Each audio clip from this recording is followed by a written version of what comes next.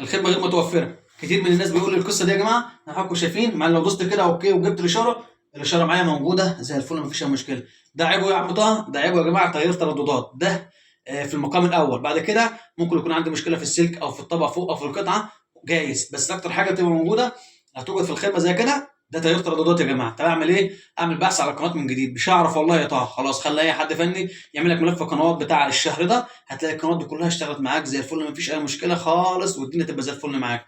طب انا دلوقتي يا عم طه في قناه موجوده هنا بالاسم وجوه بلاقيها باسم تاني خالص. انا زي ما قلت لك من الاول خالص، ده تغيير ترددات يا جماعه. الناس كل شهر او شهرين بالكتير بيعمل تغيير في الترددات في القنوات بتاعه في الترددات بتاعه القنوات. فانا اعمل ايه دلوقتي؟ كل ما يحصل معايا المشكله دي كده، اروح عامل بحث ان الريموت ما عرفتش، خلاص اجيب اي حد فني او اودي له صفر 5 دقايق يقف معايا بالفلاشه يعمل لي ملف قنوات جديد زي كده، والدنيا تبقى شغاله معايا.